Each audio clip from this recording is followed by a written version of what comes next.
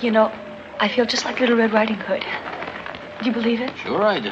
And this is Grandma's house. Oh, you better watch out, Miss Hood.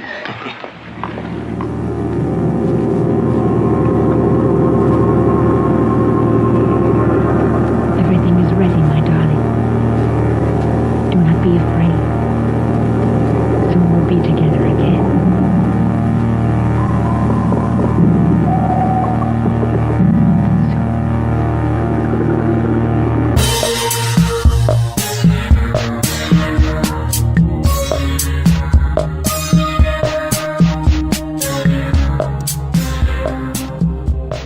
Hello and welcome to Hello, This is the Doom Show. I am Richard.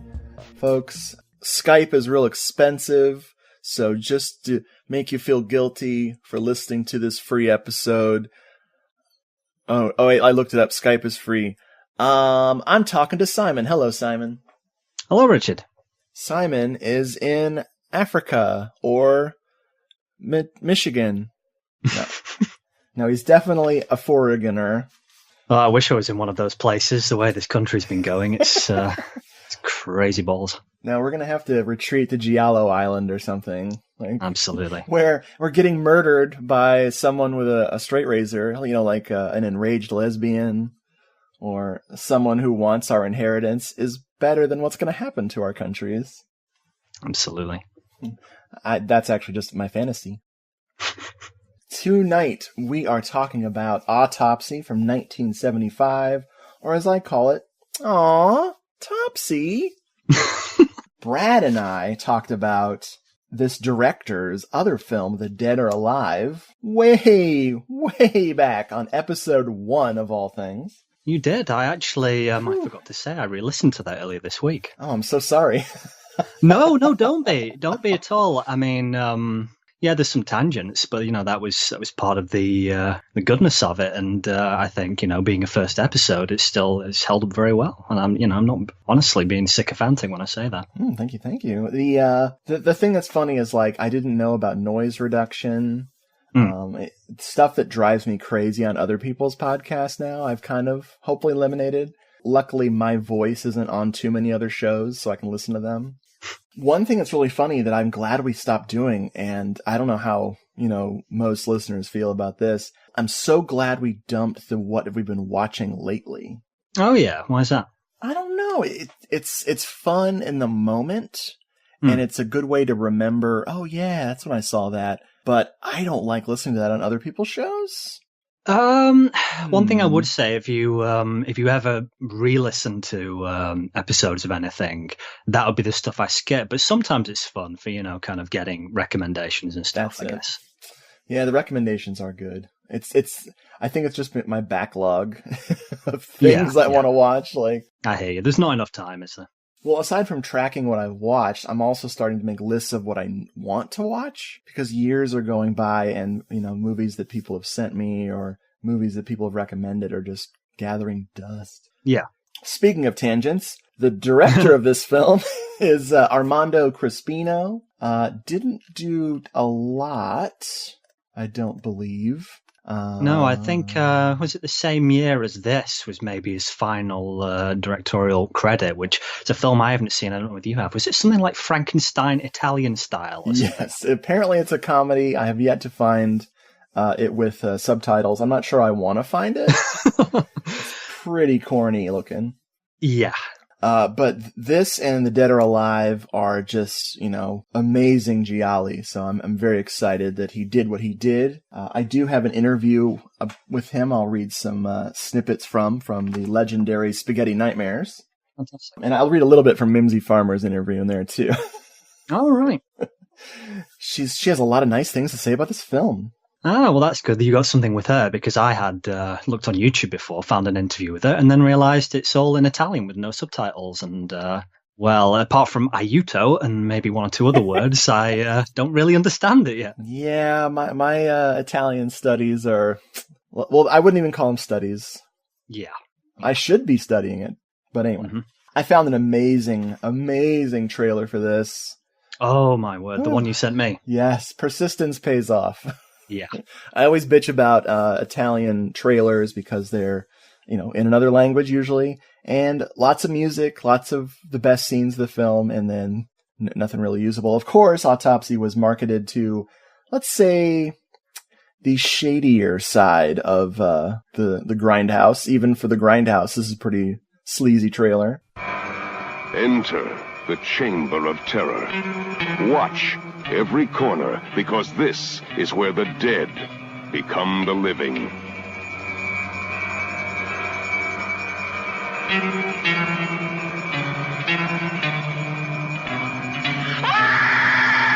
Autopsy.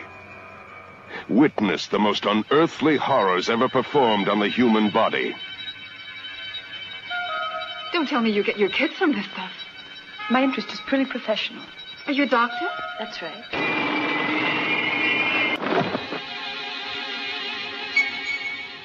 Pistol at point-blank range, through the throat and upward.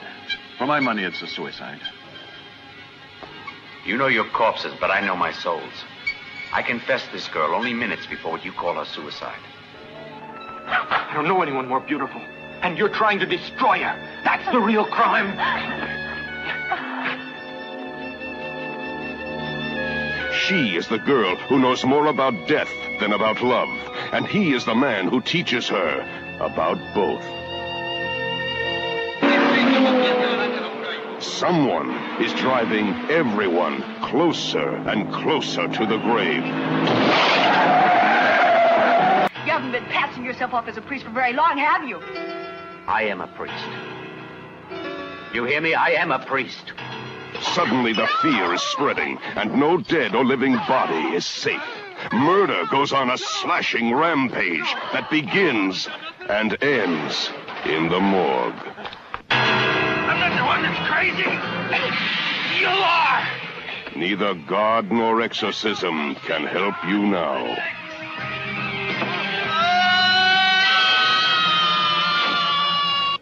Enter, if you dare, the motion picture where death lives at its most terrifying.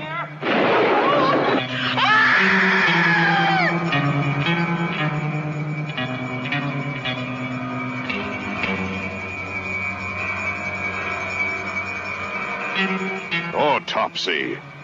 It'll take you apart. And there's that trailer. Man.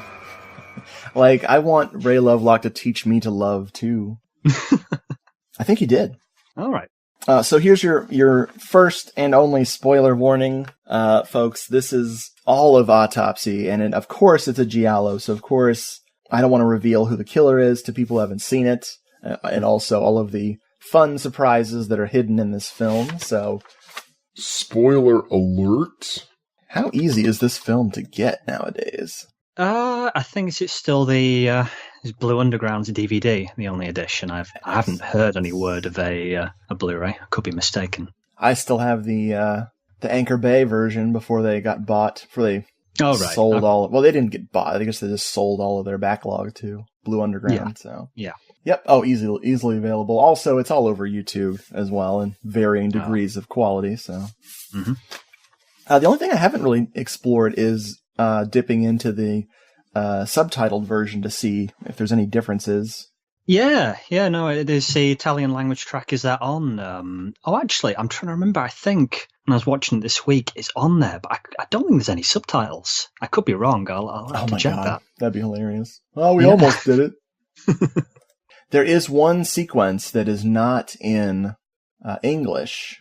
A very important moment in the dialogue is just in Italian, which always signals to me that they didn't bother dubbing it. Yeah. I mean, it's always possible that they lost the scene, but I think it's just a case of different markets. I think you're probably right. It only ties in one of the main points of the film. Who cares? Fuck it. And then the rest of the movie's not subtitled. I love it. The film begins with some creepy strings and what looks like a skin cancer public service announcement. I kept waiting for them to be like, make sure you use sunblock. Oh, it's just, and again, this is why I love the 70s. You see a tiny bit of this in the trailer and a lot of trailers of the era, those kind of trippy solarization effects, which I just absolutely love. And I don't know about you, this whole intro, it kind of reminds me of another film of a similar vintage. Maybe you can guess which one I mean. I can? You can? No, what is it? Texas Chainsaw Massacre. I'm so dense. I'm like, what is that? I'm thinking of some other Giallo. Whatever. Oh, it's fine. Although, I did get Brad a reprint of the Italian poster of Texas Chainsaw Massacre, so that kind of makes it a Giallo. Oh, I think I saw that, yeah. That it was released in Italy. Wow. Everything's a Giallo. Let's see. After we got some moans and creepy strings by good old Ennio Morricone. It's unsettling right off the bat, isn't it? Oh my god. I'm going to talk about this score at the end a little bit, but this is definitely one of his types of scores. Ennio Morricone, he repeated himself a little bit, sometimes a lot, in 200 plus films, but there are some types of Ennio Morricone's scores. You can kind of categorize them, and we'll talk about that later. We immediately get into something slightly misleading for this film, which is a montage of suicides. Oh my god, this is just amazing. It's just like kind of cards straight on the table. We are not fucking around. I mean, what is somebody slits their wrist, somebody puts a bag over their head and drowns himself, there's self-immolation, stroke blowing themselves up, and the piece de resistance, a guy kills his kids and machine guns himself. It's just like, what the brutal, fuck? Dude. So the girl who kills herself, it's very, very respectful. It's not sensational at all. Just her giant breasts. And you imagine seeing this on the big screen, so those breasts would be like freaking 20 feet tall or something. Like, oh my god. Wobbling around like gigantic Jello molds or something. I mean, not molds, but you know what I mean. And very sadly, she's slitting her wrist and the blood is pouring on the camera. It's very, very sensitive, very understanding portrayal of suicide. Then you got the guy who puts the bag over his head and jumps in the water, which I love because I actually wrote in my notes, it's for the best. Lietta's watching this guy put a bag over his head and then jump in the water, and she's like, wait, he's afraid of like suffocating on water? But the bag is okay? Or is that just double, He's taking no chances. What? That's both barrels, I guess. The guy who sets himself on fire in a car, it's probably the shortest one. You don't glean anything from it. And then the crazy cop, I'm assuming he's supposed to be a police officer because I think Italian police officers, some of them were actually issued automatic weapons. But no surprise looking at those crime movies. He's killed his kids. One of them looks vaguely like Bob from House by the Cemetery. Oh, I missed that. And then he machine guns himself, which is so badass.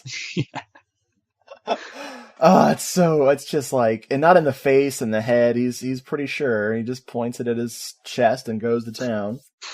And we cut to a street scene in Rome, because I believe this was pretty much shot in Rome. Looking at locations. I'm guessing you're right. There's a bit where, I don't know where it is exactly, where later in the film they're overlooking somewhere. And I've seen that before, for instance, in, I think the end of The Girl Who Knew Too Much. It's like the same terrace or whatever. Oh, totally. There's a bit in Florence. Oh, of course, I think most of this is in Italy. So we're in Rome. We see a young lady, a redhead, who we'll find out later is named Betty. Yeah. And I'm trying to find her. There it is, Betty Lennox. And she's talking to who looks like her lover. It's a guy played by Ray Primus. And that's Paul. We'll get to Paul. We'll get all over Paul later. And the scene is misleading, so we don't know they're brother and sister. We'll find this out later. Cut from these two having a strange conversation. And there's some fun. I don't know if they're poking fun at American tourists or not, but get out of here. Get out of here, United States of Trump. Go put on your orange tanning cream and get the hell out of my country. Already done. Done and done. We cut to the morgue, which, looks like a fun place. Oh, yeah. We're treated to all manner of naked corpses. Oh, this was I got mixed up before. It was the rather large lady with the tremendous assets. I didn't realize it was her slitting her wrists at the beginning. That's why I was referring to Jelly, kind of wobbling around as she's being wheeled in. Kind of got ahead of myself there. Really? That's the same person? Oh, that's what I thought you were kind of implying. Oh, Maybe. no. Those shit. Oh. We're talking about if the girl who slit her wrists is a cupcake, then the woman on the gurney is a wedding cake. Yes, nail on the head. In terms of womanliness. You think about a Roman morgue in the 70s, in the summer, and you get an idea of how terrible, like it's sort of Ninth Circle of Hell. You really got to want to be there. Absolutely. And luckily, Mimsy Farmer is there as Simona Sana, and she is working on her internship, and she has an awesome coworker. Oh, this guy. And their banter as well. I mean, I neglected to write some of it down, but I think I can kind of remember the gist of just like, what is he saying exactly? Just something he's... Yeah, he's talking about like the brains leave him cold, and he's got a piece of warm meat for her, and she offers to cut it off with a scalpel. And brains leave me cold, but if you're interested in a little warm meat, Doc, I'd be glad to oblige. Modestly speaking, I'm well endowed. Let's see it. If I like it, I'll take it home. No, not like that. I only got one, and I'd like to keep it. Hey, Doc, what do you say if I brought it over one day, huh? A little home demonstration. This is Ernesto Coley. Love this guy. Where else have I seen him apart from in Torso? That's the main place I remember him from. Let's see. I'm tracking through his stuff here. You may have seen him in Caliber 9. I've not watched that yet. Oh, my God. You are in for a treat, my friend. Cool. Let me confirm I'm talking about the right movie here. Oh, yeah. It's badass. Excellent. Look forward to It's that. probably one of the best Italian crime films, period. Yeah, I need to watch more of those. Yeah. Let's see, he's also in The Antichrist. Again, not seen it. Oh, I won't say the same about that, but okay. Bit part in Illustrious Corpses, which is, right. I believe, a Vatican-themed Giallo that's very good. He was also in Torso, like you said, and just a few other things. He's impossible to miss. Absolutely. And died, I think, at a kind of very young age. I think he was 42 or something like that. Yeah. 1982, he passed away. I mean, just think about, like, if he'd been alive during the late 80s Italian horror, we would have had him in, like, I don't know, freaking Ghost House or something. But yeah, he's a great actor, and he has a fantastic scene later with Mimsy Farmer. Mimsy Farmer, of course, huge starlet of Hello, This Is the Doom Show. Walk of Shame, if you will. Brad and I are very inspired by her, especially in a film she did around this time called The Perfume of the Lady in Black. We're pretty obsessed, and of course, Four Flies on Grey Velvet. Love it. And Lucio Fulci's The Black Cat. Those are all fine films. So the dead do not stay, quiet in this sequence where, because it's so hot and because Simona is kind of a lunatic, she starts imagining the dead are smiling at her. Oh, it's so creepy. Some kind of refraction effects or something on the camera, which just makes it really, really like super trippy. The main dead guy is this black guy who gets up and he just happily runs across the room, starts groping Mimsy Farmer. And then the large lady starts getting up and she is fondling herself. And then I think a different black guy or the same black guy ends up with another girl and they start having sex on the floor. Could be the same guy. I think it's just how it's staged. It's kind of, they maybe break that, like, what do you call it, the 180 rule or something, maybe intentionally to try and kind of throw you off balance, I guess. I don't know. Very, very strange scene, to say the least. The standout corpse is the Screaming Man. who sits up and just lets out this, this howl. And that part really is, to me, more effective than the frisky dead or whatever. Yeah. Such a great central image. Then her coworker, whose name is Evo, by the way, Evo rolls in a gurney and, says this one's very fresh, and probably the most horrifying thing in this entire film, he pulls back the sheet, and Ray Lovelock is laying on the gurney making a ghoulish face, and he's playing Ricardo. Oh boy. He's such a dick, but I love him. Ray Lovelock is just fantastic. He's just one of the superstars of cult cinema from this era. I believe he was also like a singer, a musician or something as well. Oh, yeah. Like contribute a song to maybe Live Like a Cop, Die Like a Man. Yes. And he said he was in a band with freaking Thomas Million, of all people, which that sounds wow. True, worth checking out. The two of them hanging out is terrifying.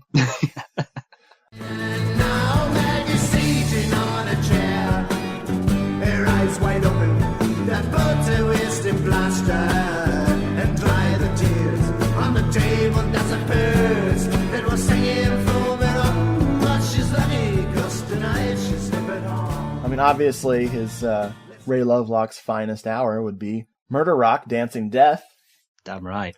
I'll tell you what, Simon, the streets are to blame. They certainly are.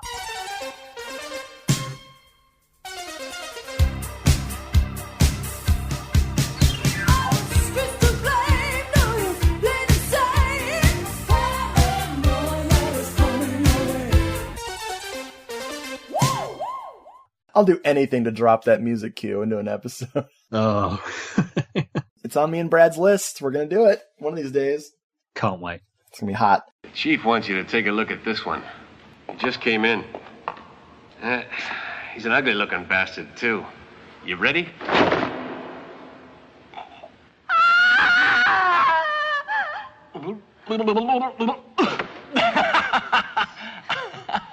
Stupid. For some reason, Mimsy Farmer, she's always dating an asshole in these movies. Yeah. Between the guy in Four Flies on Grey Velvet.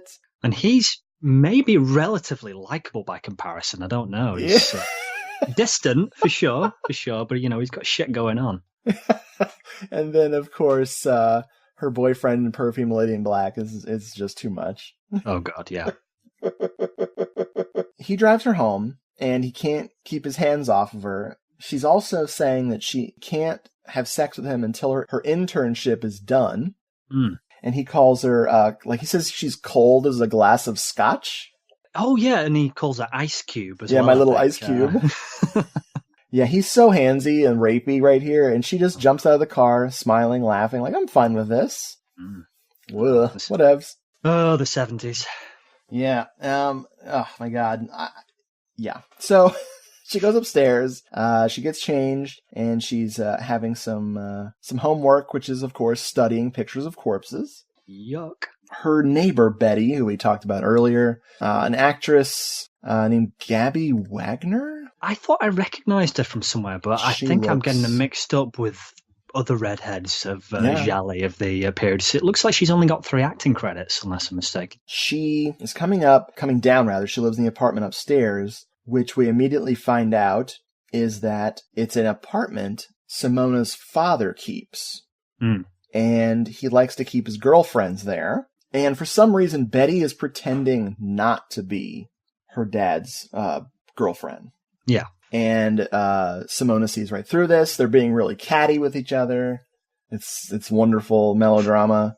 She refers to her dad as being a divine man, which we'll see when he's swimming later. Oh, yeah. Absolutely divine. She's from Pennsylvania, which I thought was cute. She's like, I should just go back to Pennsylvania, blah, blah, blue. When she leaves, she's I forget why she was there. Oh, she needed an envelope. Yeah, and she's about, I think, to tell Simona a secret. I don't think she gets a chance, though, because the phone rings. Yes, and she runs upstairs to answer it. Some mysterious phone callage, and then she takes off. But I don't know your father. Who is he? Some divine man? My father. He's a funny man. With a weakness for Americans. Blondes, brunettes, and redheads. My mother was the first, American, of course. May I take... Thanks. What did you say your father's name was? I didn't say. But it's written on his door, in great big block letters. Johnny Sana. You're his guest, didn't you know? No, I didn't really. When a girlfriend gave me the key in Florence, she just said, when you go away, put it under the mat. When are you going away? Tomorrow. Home. Pennsylvania. I've had it with camping out in strange apartments. Stinks. Oh, don't tell me you get your kicks from this stuff. My interest is purely professional. Are you a doctor? That's right. You must be pretty smart. I wish I'd met you earlier. But we got to get to the most important character in the movie, dude. Oh, yeah? Who's that? He's the caretaker, and his name is Caretaker. This is Leonardo Severini. And if you don't hate this guy from the moment you see him, you will later. Mm-hmm. He's a total prick. Yep. This is the sleazy dude, Mr. Severini. I'm not real familiar with his stuff. Lots of spaghetti westerns, lots of sword and sandal movies, lots of TV, but nothing immediately sticks out.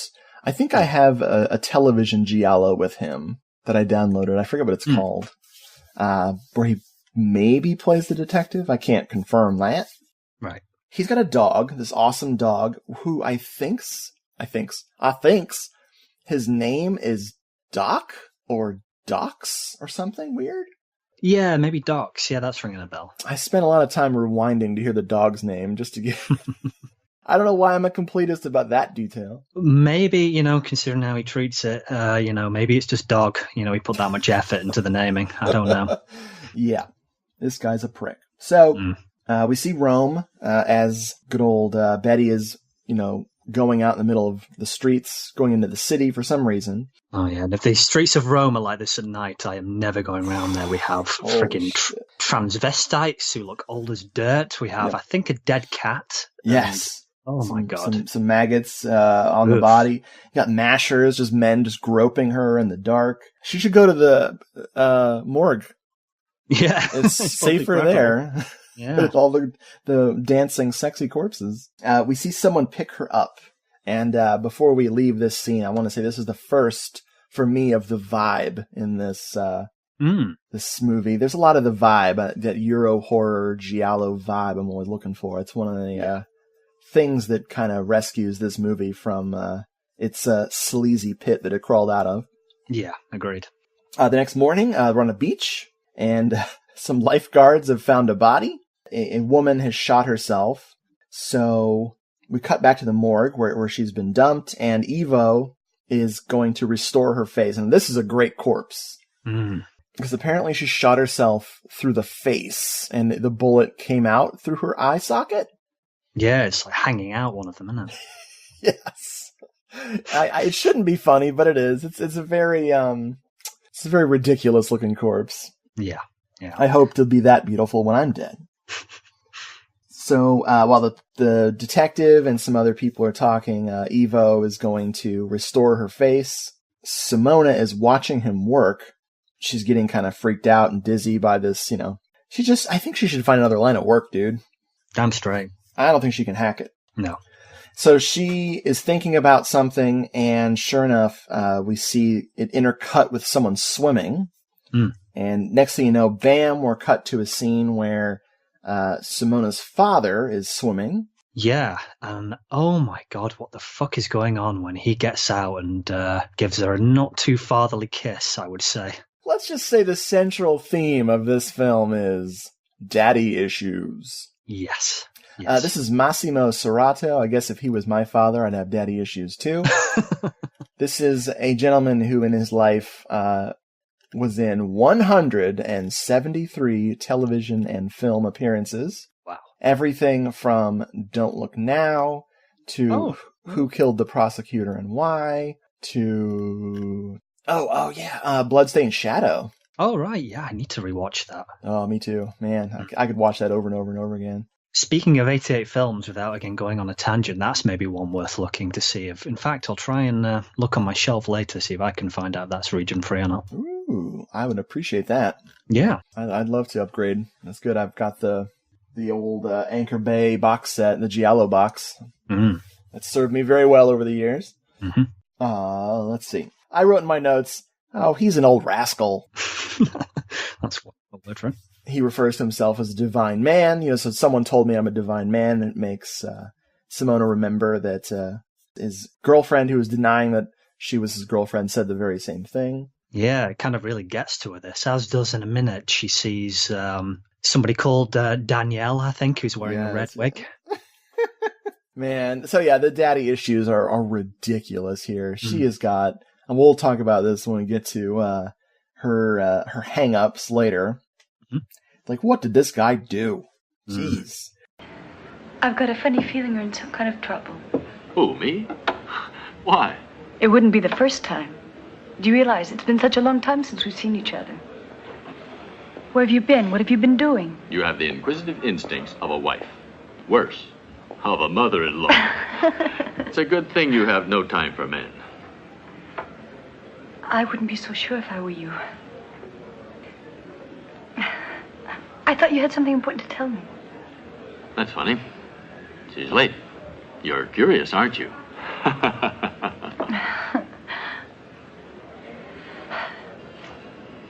Listen, please don't kid around. I'm not in the mood. Just tell me what's so important. I'm getting married. Why do you look at me like that? Don't you think I'm a pretty nice guy? A divine man, in fact. Some divine At last man. I've found someone... Simona, what is it? Simona. Signorina. No! Go away! Leave me alone. It's nothing. It's too hot in here. I'll be back in just a minute.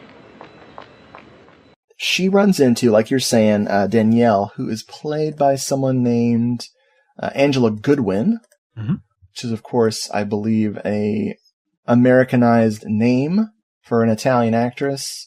I see lots of comedies. She lived to a ripe old age, for one thing. Died just last year, it said, age 90. Oh, man. Yeah, I'm not really familiar with her stuff, but she's very good as this strange, kind of desperate character that wants to hold on to Simona's father, even though they've obviously broken up. The wig is very funny because she's going to take it off later, and her look is completely changed by this wig. It's like she borrowed it from Susan Scott or something. She's like, "Are you using that?" Susan Scott's like, "No, I have like 3 wigs on already." Just piling them up. For some reason, Simona gets freaked out, and we're going to find out in a moment, and she just runs out of there. And when Simona's dad's like, "What was that about?" She goes, "I think my wig scared her away." Like, well, she thought it was going to bite her. Yeah. You got a creature on your head, lady. So Simona buys a wig, and a very similar wig, and brings it to the morgue where she puts it on the corpse. Now, I don't know about you, Simon, but this scene was really familiar to me when she put the wig on the corpse. Then I realized it's just a Tuesday. Okay. That's what I do every Tuesday. Well, yeah, who doesn't? Do you guys have corpses in England? Maybe that's on... Yeah, probably on a Wednesday of any day. You know, and everyone... You guys... I try and hide in a dark room or something on Wednesdays. They're can be a bit perilous. They say that because we speak the same language, we're the same country. It's not true. We're different. Yeah. God damn it. My joke went nowhere. So this is amazing. This is when we find out what her internship is all about. Simona is writing her thesis on simulated versus authentic suicides. Wow. What? Like you're saying, you know, she probably shouldn't be doing this. I mean, well, a year before this, you know, Mimsy Farmer can't even hold down a job as a chemist without getting into all sorts of psychosexual shenanigans and going, you know. She's a terrible journalist. Is she a journalist or just a photographer? I can't remember. What? In The Black Cat. Oh, and the Black Cat, yeah, she's a photographer. Yeah, Okay. I don't know if she's a journalist or something. She's but yeah, pretty bad at that, photos. too. Yeah. She doesn't think that this was a suicide because women typically don't shoot themselves in the face, which just means, women are vain. Battle of the sexes. Barry Primus enters dressed as a priest this time. This is Paul. And he gets his proper entrance, and he reveals, "That's my sister," on the gurney there. Yeah. And this movie, the first time I watched it, I was so confused. I'll talk more about my confusion later, but the seeds of this confusion have started here. I am, sorry, without getting ahead too much into this, I'm still a bit confused, and you might be able to help me out I'll try. later on. But, I'll try. Yeah, it was kind of coming together more this last viewing last week, but still some kind of muddy water I still can't quite see through properly. Well, this is only like my 6th or 7th viewing, so I'll do what I can. Right, okay. It doesn't get better with repeat viewings as far as the confusion elimination goes. Yeah. He's going to take her to the scene of the crime where they found Betty's body. He insists on driving. Yep, and then proceeds to drive like a complete and utter fucking nutbar. Which is funny because Ray Lovelock did the same thing in Let Sleeping Corpses Lie. Oh, yeah. He insisted on driving and being an asshole. Yeah. So good. Yeah, good call. She eventually ditches him because she doesn't want to hang out with him. And we cut to good old Ray Lovelock, who, Ricardo, I'm going to keep calling him probably Ray Lovelock the whole time. He's photographing the city. Simona meets up with him. And he's a bad photographer. He's a terrible photographer. What makes you say that? He keeps bitching about the lighting. Yeah, well, you've got to adapt, I guess, haven't you? Yeah, don't blame the, Yeah, no, I hear you. It's like, get a light meter, you stupid ass. Yeah. He's gonna bitch about it later, too. I wish I could photograph the city in this light. You can, dummy. Oh my god. There's a great line. They're talking back and forth, and he actually tries to get her back to his place by saying, "You want to see my etchings?" That actually blew Leota's mind a little bit. That's going to thaw that ice cube out, isn't it? Wow, yeah. The worst line ever, So they go to his place, and it's awkward. They're having drinks. Yeah, before that, there's some kind of exchange, again, I can't remember the specifics, about Red Riding Hood. Oh, which is pretty corny, of like, Mimsy says she feels like Little Red Riding Hood, and he's like, oh, and this is Grandma's house. Corny. Yuck. Well, apparently, she's gonna give up her picnic basket. And while they're having drinks, they're getting a little intimate, and she just flops on the bed and is like, "Undress me." Now our main theme kicks in. Holy shit. Oh, and I love how this is a device in general in movies, which I absolutely love, when a character puts on a record and, it is the, the theme or whatever, like a classic example in Bloody Moon. It's like, yeah, I wish I had that on vinyl as well. Oh, man, that would be tight. Yeah. This theme song by Morricone is so good. This is like... I always talk about earworms and these themes getting stuck in your head, and the main theme of this is kind of similar to what he did with that the sort of sappy music from Cat o' Nine Tails. Yeah, I hear you. And it's another, you were saying about his various modes before, this would be one of them, that kind of melancholic kind of beauty, I guess. Oh, it's really, really good. They try to make love, and she looks like he's literally stabbing her with something. And I don't mean, his love lock. It just looks terrible. And she can't stop thinking about the corpses smiling at her. So she screams and runs across the room. And he gets pissed off. And he says, after they're dressed, he says, "I can't forgive your damn corpses. They really messed you up." Says him who was imitating one earlier as well. It's like, right. Well, sometimes you can throw paint thinner on a fire and put it out. I don't know why I said paint thinner. Anyway, she's talking about Paul Lennox, our priest character, and the most bizarro revelation of the movie. It's going to add to my confusion. I'm building up to this really confusing thing for later. He remembers that Paul was a race car driver. And he actually has a book that he opens up, and he shows a picture of this car on fire. Like, this is the accident. He flew into the crowd at Le Mans and killed 12 people. And he still's like, yeah, he's my hero, And this is just bizarre. And it's going to get more bizarre later with the car racing theme we have going here. Simona goes home, and our caretaker, Mr. Caretaker, is looking up her dress while she's petting his dog. And she lifts up her dress like, get a good look? And I'd be like, yes, thank you. Like, I know you're being passive-aggressive or just aggressive, but thanks for the eyeful. His excuse is what? Sort of comparing himself to a dog, which endear yourself to somebody. I mean, I would look too. Yeah. But I would make her wear a wig, because, this is Mimsy Farmer's, is this her worst hair? I mean, as many of her films I haven't seen, but within Giallo, yes, I would say it probably is. I think you've referred to it as a helmet before, which... And there's a certain character, without getting ahead of ourselves too much, who could probably have use of that if she kind of gave it away, shaved it all off, or gave it away as a wig later.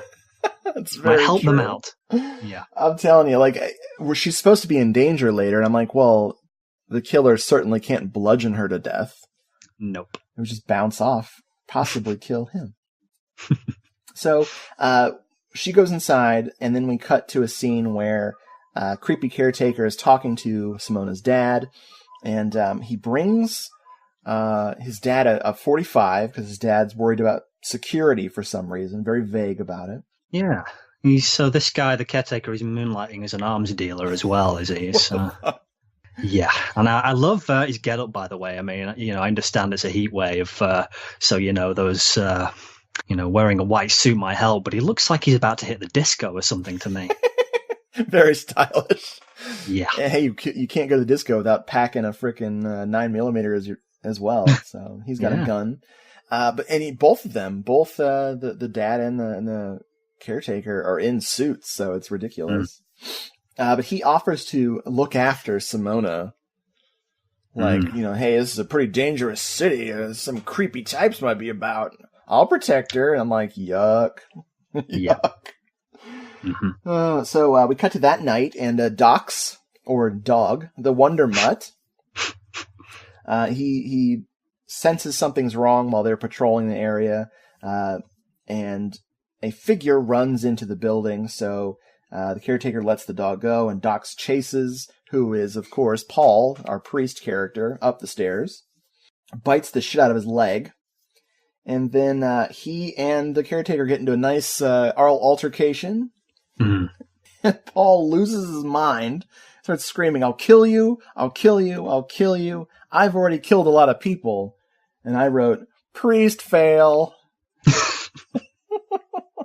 And at this point, I mean, I know we're going to get, I'm sure, into spoilers later, but I mean, he may as well be wearing, instead of his, I don't know, he's wearing the black priest getup, he may as well be wearing a fucking red one, it's just kind of... Just a raging red herring, really. And I suppose the whole priest thing is as well, especially to anyone. I mean, this is quite late in the cycle, anyone who's seen a lot of Giallo at this point. I'm surprised he can breathe out of water because he's a fish. Yeah. A red herring. Oh. Anyway, I explained my joke. I had no confidence in it. I'll kill you! I've already killed a lot of people! You understand? You understand? I'll kill you too! I'll kill you! I'll kill you! I'll kill you! I'll kill you! I'll kill you! I'll kill you! Lennox! Are you out of your mind? So Simona breaks it up, and they go to her place, and he's talking about investigating his sister's death. He insists that it's murder. She says, well, they found drugs in her system, and he's like, she's cleaned up, she doesn't do drugs anymore. I ask you this, Simon. What is Mimsy wearing in this scene? Did you catch this outfit? No, I don't think I did. She's wearing some slacks, and she's wearing the sweatshirt, which I wrote, is that a Team Gryffindor sweatshirt? Gryffindor wins the House Cup. Oh, yeah. I do remember now. I've seen something like this before. Where the fuck was it? Oh, maybe it's, I'm thinking Phenomena, actually. The thing that, God, what's her roommate called? That she ends up picking up and, before she gets bumped off. That's what it's reminding me of. Good call. That's awesome. Hey, always good to throw Phenomena in there somewhere. Good fashion choice, everybody. And by good, I mean terrible. All right. So Paul asks Simona about her father. He has found a bracelet that belonged to his sister, and it's Florentine, and he's got some info about her dad, saying, well, he spent a lot of time in Florence, like he sells a lot of Florentine things in his antique shop. It's very tenuous, to say the least. Yeah. He doesn't resist the opportunity to start screaming at her and shaking her violently, which we'll find out later is exactly what she likes. Mm-hmm. I am a priest. You hear me? I am a priest. Why don't you try and show me some respect? You hear me? Show me some respect! Then he runs out, gets into a cab, and immediately has a seizure in the cab after telling the driver where to go. And much like suicide in this film, epilepsy is treated very subtly and understandingly. Oh, yeah. No, it's a full-blown, Exorcist level fucking seizure here. The thing that's interesting here, and it took me, this many views to even pick up on it. He gets carried to his room at the church, where they throw him on his floor, I guess, and he starts trying to take his pills, but the pills are all over the floor because he dropped them, and he's eating his pills off the floor in a shot that, if you blink, you'll miss it. Surprisingly important. Yeah, foreshadowing. I had no idea that epilepsy was so fun. While Simona is packing up all of Betty's stuff, Betty left her shit all over the apartment upstairs. She sees a creepy, mysterious snooper, just like you like in a Giallo. Mimsy, she's I guess, trying to clear up the evidence or whatever of Betty's things that are still strewn around her father's apartment, was it? Yep. Yeah, I don't know, it's just really strange the way she's acting. Yeah. She's still so uncomfortable about her father having a lover that it's jealous? Ooh. Mm. So this mysterious snooper is looking for something in the house, or in the apartment. I'd much rather stick with that person, because next thing you know, the caretaker, Mr. Caretaker, is beating the crap out of his dog? Yeah, with a belt, which he's going to soon regret this, I think. He's going to get his. Yeah, and it's very brief, and it's awful, but I don't think it was the worst thing I've seen in an Italian film happening to an animal. No. By about a million miles, but still, it's they could have hinted at it. Still don't need it. Both you and I know are dog lovers, and it's just the kind of thing that leaves a bit of a bitter taste, doesn't it? Yep. Dox is understandably upset, so he leaves him chained to the radiator. There's someone coming and going in his apartment. Simona comes in because I don't know how much time has passed, but the dog is going crazy, barking. She walks in, unties the dog, and the dog leads her to the bathroom, where we find our caretaker, Mr. Caretaker, hanging by the very belt that he was beating the dog with. Yeah. So at least, raise the roof. That's it. Live by the sword or something. Yes. Oh, that's good. I like that. While he's hanging up and she's screaming, Paul is back. Paul comes bounding into the room, unties the guy, puts him on the floor, and uses what I call the kissy arm flop technique. What is going on? Yeah, I'm not really first aid trained, but I'm not sure what the arm flop bit is quite about exactly. I mean, it's supposed to get the blood pumping, I guess, but yeah, you'd want someone to do that continuously with the legs too. It would be like a group breakdancing maneuver. It's a bit, maybe this is on purpose, I don't know, because we're not quite sure of this guy. It's maybe he's a bit half-arsed on purpose because obviously, he's, fucking wailing on this guy not too long ago. And pretty much, if Mimsy hadn't appeared, it looked like he was about to kill him, essentially. So, yeah. So, of course, he dies. He revives just long enough to drool and have blood spurt out of his mouth. We cut to his estranged wife, who feels bad, although I have a feeling that she'll have a new lease on life.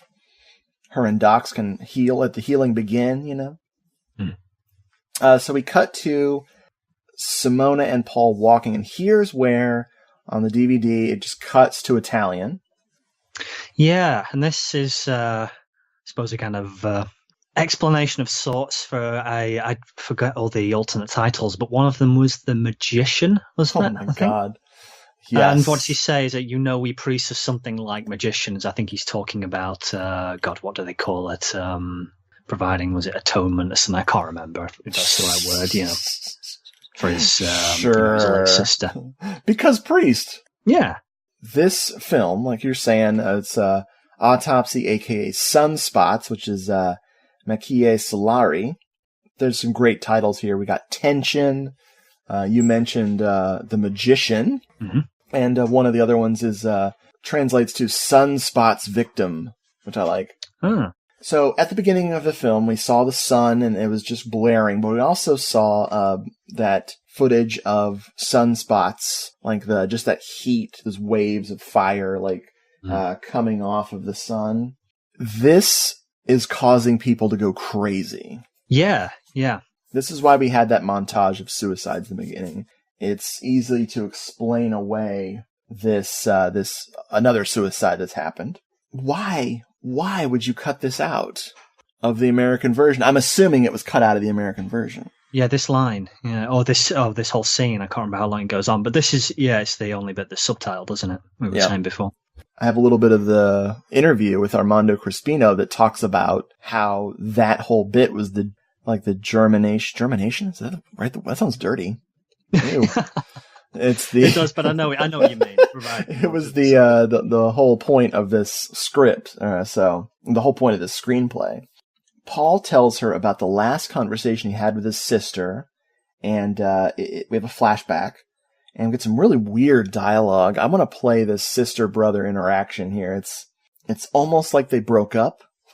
Yeah, they sat in a car or something as well. It does, I know what you mean, has that feeling. Yeah, more incestuous, kind of a... He tried to get her to tell the man that she's hurting the truth. Now, she's not telling him who the man is, what it's all about, but he tells her, why don't you talk to him and work it out and then confess to me? And he's convinced that his advice got her killed, that she shouldn't have tried to do whatever this vague thing she's talking about was. I wasn't born a priest. I know, but you put me on edge just the same. As a matter of fact, you always have. But I love you anyway. I love you too. You're a good girl. You've always been. Oh, no, I'm not. I'm not. We priests are something like magicians. Yes, I know. Then you know that if I absolve you, your sins go away. They disappear. Do you really think so? But first, I want you to tell that man everything. The one you hurt him. It won't be easy.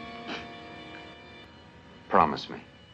He's talking with Simona about faith, and I think this is another totally just thrown in for provocative sake, is he says he's not worthy of the cloth, but God will help him on the right path, kind of a thing.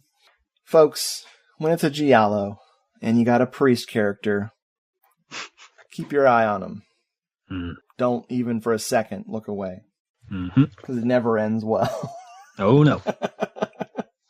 Next thing you know, Simona's at what I call the Museum of Earthly Delights. Oh, good grief. Speaking of scenes, and when I rewatched this this week, I'd forgot the timing of this in the films. I think I was having some supper or something, and it's like, I really did not time that well. Hey, it could be worse. It could be actual footage of, like, Mondo stuff. Instead, it's just the Mondo photograph collection. Yeah, that's true. Yeah, but thankfully they kind of cut past a lot of it fairly quick. And this is probably one reason, along with a lot of the sleaze and general other stuff in it, why the DVD I was looking, it's unrated, because I don't think they're going to get this past the MPAA for a video certificate, presumably. Nice. Yes, I imagine so. We got someone who hanged himself. We've got one of what looks like Jack the Ripper's victims. Yeah. We've got a mutated-looking baby. We've got all manner of corpses and these photographs positioned all over the room. It's going to get even more bizarre in a moment. But I just wrote, I said, hey, this movie's kind of exploity. It's so disgusting. Not kind of. No. So Simona runs into Danielle again, and more cattiness happens, but a very funny thing happens. Simona's like, well, my father broke up with you. Why don't you go look for solace in a bottle? And she's gone from the scene for 2 seconds before Daniela grabs a frickin' bottle of booze, takes a drink to kind of stiffen herself. It's great. It's like, yep, thanks for the excuse. Glad you mentioned it. I was going to forget. So we go to the archives for some reason. I don't remember what Simona's doing in these archives in this Museum of Earthly Delights. Do you have any idea what she's looking for? Well, I'm not sure because there is some confusion here. Let's see. So, there's a letter which I think she finds in 2 different places in this museum. I think one is maybe in this archive bit, and I've also got on my notes something about a room 13. Yes. And all I've got here is don't go in, Mimsy, apart from, the auspicious nature of that number, of course. But oh, man, this room 13 makes the Black Lodge look like a safe place. She finds this note, and it's a suicide note written by her with her signature on it. She doesn't recall writing it. And it mentions, you'll find me in room 13. And she's like, hey, let's go check that out. Alone, with no friends, no help. She goes to room 13, and it's so ridiculous. It looks like something out of Tourist Trap. Yeah. We got all these mannequins. A couple of mannequins, I think, are real people holding still. Maybe. I didn't catch that. I want to say there's at least one that's just a person with some makeup on holding still, but I might be misremembering that. I hope that's true. That's awesome. So the key feature in this room is a shotgun, a pair of shotguns. One of them is tied to some string on the trigger and leading to the hand of one of the mannequins, presumably recreating a famous suicide. And pinned to the chest of this one dummy is, of course, the suicide note, another copy of it. And someone shuts and locks her in. She foolishly decides to play with the mannequin and try to take this note off of it. And we get this amazing set piece. Sure enough, the shotgun goes off and blows the head off of the dummy. And we have Mimsy in slow motion falling. And because it's her hair, I just expected some Bee Gees or something to kick in. I don't know, some boogie shoes or something. Her hair, man. Well, at least when she lands, she's not going to risk a concussion or anything. That's true. Always looking on the bright side, buddy. I like it. Yep. I just, why can't she always have had the hair from Four Flies on Grey Velvet? It was so cute. Yes, damn straight. It's gorgeous. Yep. I mean, it only looks like they dyed it with some bleach that had its own atomic number, but at least it looked pretty. Yeah. Okay. Oh, her hair in frickin' Perfume in Black is better too. Yeah. As on, I have that. I think Brad kindly sent me a copy of this of your EP, which I don't think we mentioned that yet, have we? Years ago, we're still sort of working on another record. Oh, fantastic! we won't defile vinyl with it. But yeah, I record a lot of guitar parts and synthesizer and keyboard, and I sent them to Brad, and he samples them and makes beats. One of Brad's many talents is that he's really, really good at making amazing beats. Yes. And we managed to make an album, and the best track, I think, I made a music video for it using just clips of Mimsy Farmer in Perfume and Lady in Black. And the gentleman who interviewed her for Video Watchdog said he saw it and sent it to Mimsy, and she really enjoyed it. Yes, that is so awesome. What? What? Oh, man. If you find that Video Watchdog with Mimsy Farmer, grab it. It's really good. I do have it. Yeah, that is the only issue of Video Watchdog I have. Oh, wow. Yeah, and it's a great interview. Yeah, it's like career spanning, isn't it? Yeah, very thorough. Very thorough. Because I don't think she did a lot of interviews. Like, once she's still in Hollywood, she's still doing sculpting. Now, I think. Yeah, that's right, yeah. She lent her talents to that fantastic Clash of the Titans remake. Oh, okay. Well, I mean, it was a fantasy movie. It wasn't so fantastic. No, and it probably ruined a lot of people's contributions with horrible CGI, I imagine. Yeah, I think I've bitched about this before on the show, talking about that very film. That they, the only thing that they had to get right was Medusa for me. And Medusa, I think, is the worst out of all the CG creations. Like, that's a shame. We tried. We just had some pipe cleaners on her hair. We just posed them or something. Where are we here? We just had the head being blown off. Yeah. Oh, the music in this scene. Yeah. Whew. Music is so good. Man. Love it. I don't remember the cue exactly. How do you describe it again on the spectrum of the various Morricone modes? This piece of music could almost be any intense thriller moment. Like maybe people are getting ready for a bank robbery, or right. It's definitely more normal than a lot of the other, like the creepy string moaning passages. Yeah. But I just love it. I think it's beautiful music.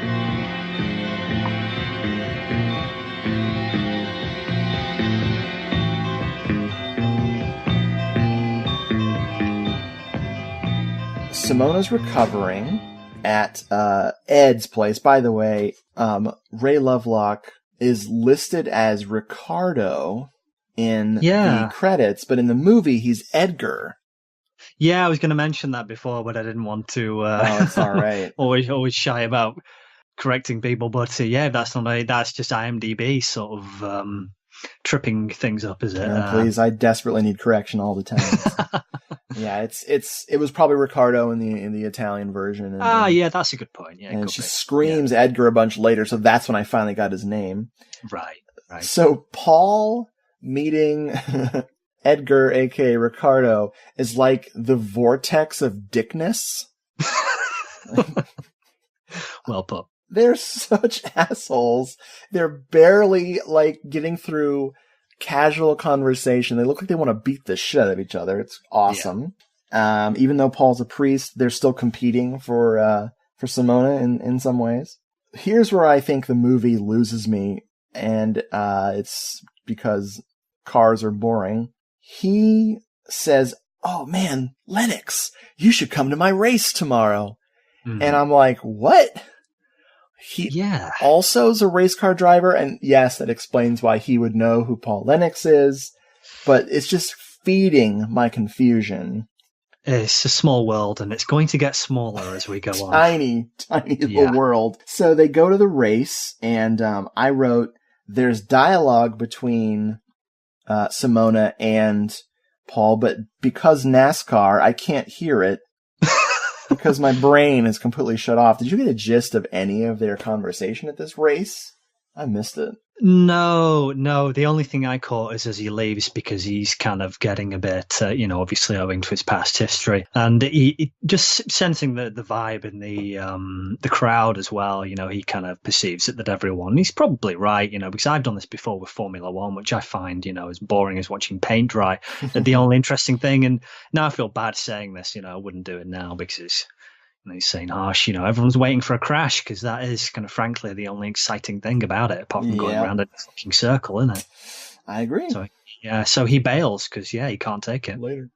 So right when he bails, of course, the moment he's off camera, Edgar is coming around the turn and his windshield explodes. And there's a classy, amazing 70s slow motion car crash here. Yeah. With the car flipping over and everything, catches on fire. Of course, when he gets out of the vehicle, he runs directly into the path of oncoming cars. Unfortunately, he's okay. Mm-hmm. I think before we cut, we see that Simona's father was there. Yep, looking very shifty. Yes, adding a little bit of to it. Makes you remember that gun he was buying off of the old caretaker there. Yep. Out on the patio that evening, out on we're at Edgar's place. And here's where he talks about being a shitty photographer again. Because he's complaining about how he can't photograph Rome properly in that lighting. And Lietta's like, yes, you can. You just leave like the shutter open longer or whatever, the exposure. Or something. Set the exposure, you dumb fuck. Oh my God. And I wrote, dude, you're a shitty photographer.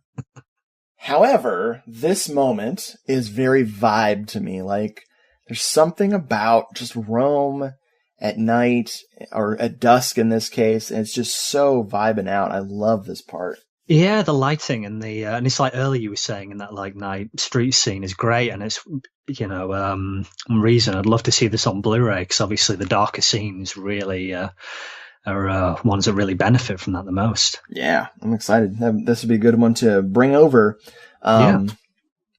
Makes you wonder if they're really going to do that ever. In fact, can we just say this now? Going to put this out there to the universe. Arrow Video, if you're listening, can we get a box set of this in the Dead or Alive? Either the Killer Dames or what's the other Death Walks box set? Yeah, no doubt. Same. Yeah. But I think they'd have to wrestle Dead or Alive out of Code Red Bill's cold dead hands. Oh, fuck.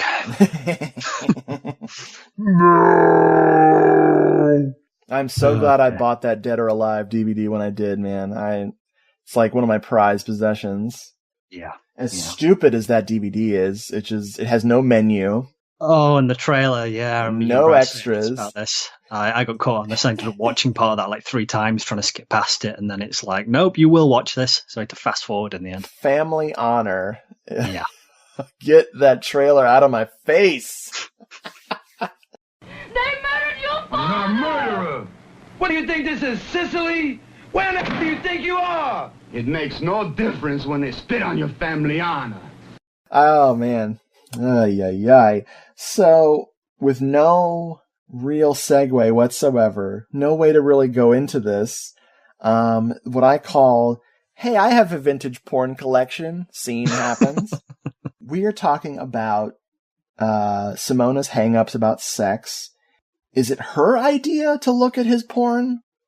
It's confusing. I can't remember. He just seems to kind of whip them out, as it were. And this, starts to kind of, thaw her a little bit. She undresses, kind of comes onto him. Oh my but God. it doesn't last. She soon kind of freaks out again. Well, what's great is that, she's frigid. Yeah, sure. I'm sure she's the problem. It's not the fact that all of the men in her life are complete bastards.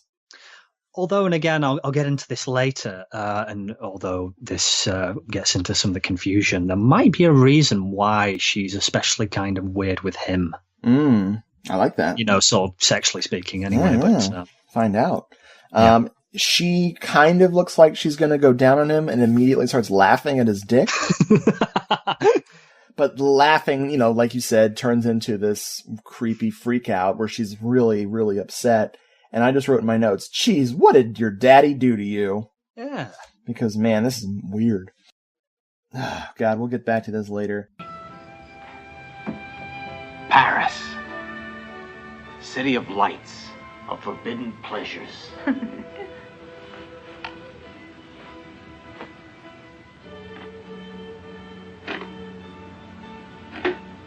What is it? A brothel? Are you kidding? Une maison de la belle époque. It's extraordinary. Look how marvelous this is. Hand-painted.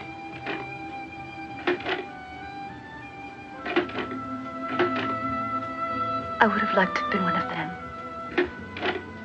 Like Nana, she used to drive the men wild.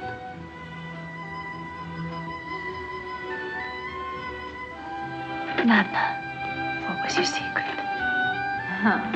I took the initiative.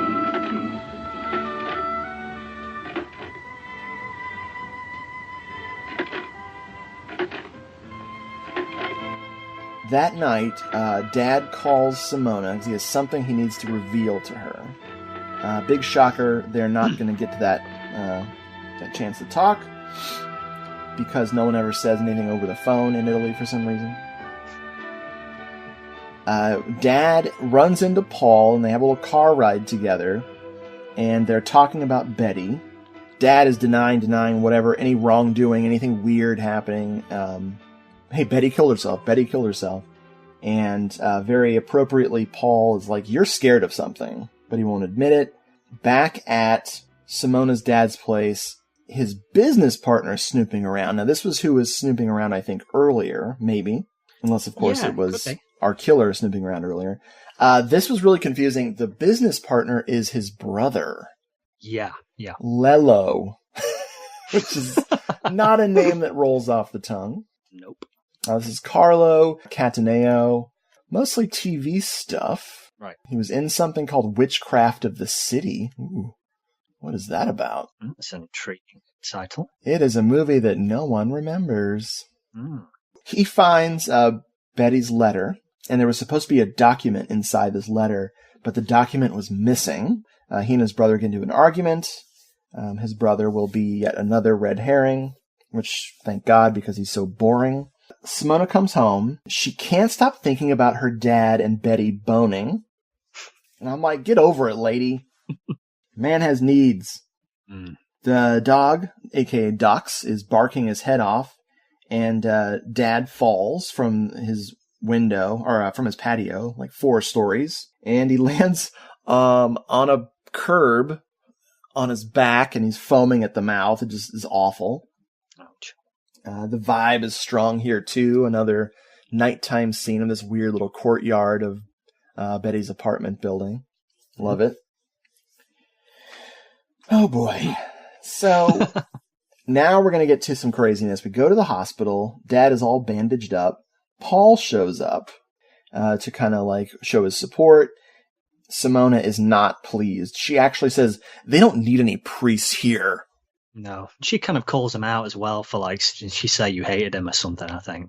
He's like, yeah, I kill everyone I hate. I'm the killer. I'm the killer. Back at the morgue, Simona has found a needle mark that's on Betty's corpse. So this proves that she was injected with something. And then Ivo is so impressed with her as a woman, you know, he respects her as a colleague, that he has to try to rape her. Yeah. Oh my God. And he soon regrets it, doesn't he? This was a really bad idea. That's it. And I know, Hugh, I'm the same as you, I think, with like rape scenes and things. Hopefully most people are, I would think, of just, you know, not cool, having a kind of sensitivity to them. And this, in a way, is like a kind of almost fuck you to like every rape scene in all of these films, you know, kind of revenge for them. She picks up a fork because, you know, all morgue attendants obviously eat near their corpses, as we know from watching many of these films. He tries to rape her in the break room. Yeah. Classic. So, well, she herself was only a few seconds away from getting forked. Ooh, yeah. Zing? Bad zing. Yeah, she forks the shit out of him. She forks him so hard, it's awesome. He's begging for his life. He's a bloody mess. Oh, Mimsy Farmer in this scene just fucking goes for it. Yep.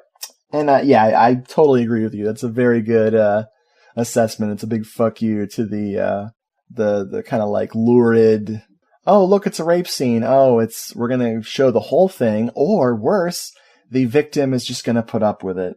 And he hold Ernesto Colli might not just be acting, because Mimsy is like in sixth gear or something. But looks legitimately terrified, like she might actually kill him, just pushing him over trolleys and, just kind of going to town. And yeah, she probably would have done if good old Ray Lovelock hadn't appeared. See, I'm telling you, Mimsy Farmer, one of the things I love about her is, with the exception of the black cat, she loved to tap into the extreme emotions. Yeah. And really just cut loose. It started with, I forget what movie it was, but she had an LSD scene. I can't remember. Something, Sunset Strip or something. I can't remember now. Something like that. I'll look it up just for fun. I have the interweb. Right. Yeah, I think it might have been Riot on Sunset Strip. Yeah. I need to watch this. I've never seen this film. Me neither. Looks like fun. Yeah. I'm not sure. It doesn't mention anything about... I think it is right on Sunset Strip. I looking through clips, for her on YouTube, that scene shows up, and I'm pretty sure that's the one. It's one of those 60. Everybody was on acid. Yeah. Freaking. Yeah, exactly. What was it? It wasn't Gary Cooper. It was Cary Grant. Cary Grant was a big proponent of LSD. That's right. Yeah. Yeah, he loved it. Anyway, no Spinal Tap for him. No. So Edgar rescues her. Let me rephrase that. He rescues Evo from getting forked to death. His assessment of the situation is classy as fuck. And I mean that sarcastically. Yeah. Yeah, he kind of, he suggests she may be the killer and kind of confronts her with herself or something. Yeah, he makes it into something sexy. Yeah, not rapey at all. No, he just rips her clothes off and tells her, I've seen the fiery passions inside you the way you tried to fork that guy. And he's like, it doesn't work at all. So now it worked. I wrote, Simone, no! So while they're making the sex act, she imagines it's with her father. No, I'm just kidding.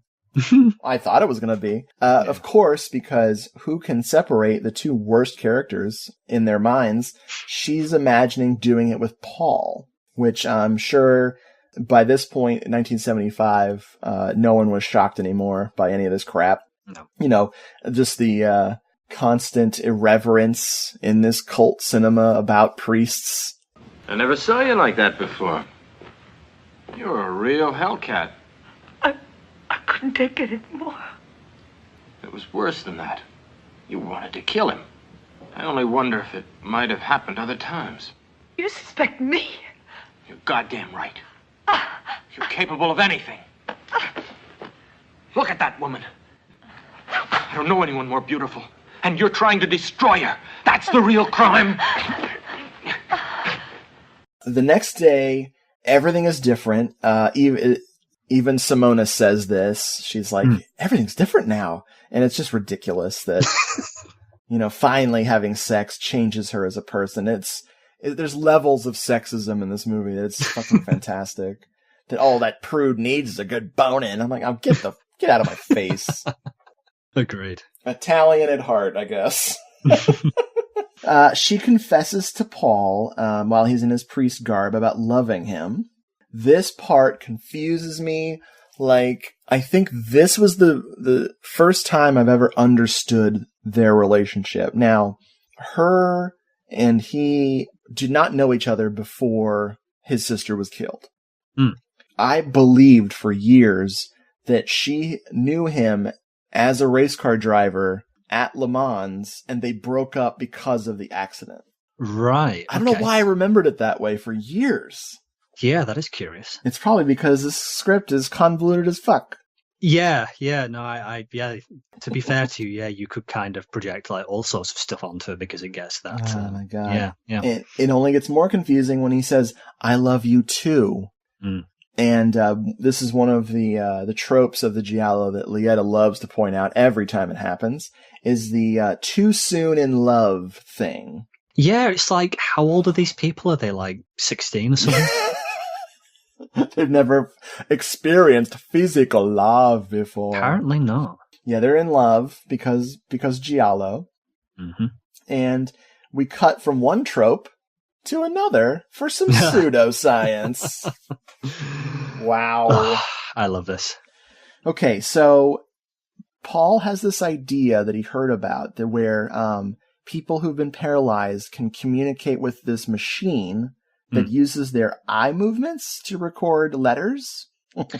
Yeah. It's right next to the machine that reads the last image in a dead person's eyeball. Four flies. Love it.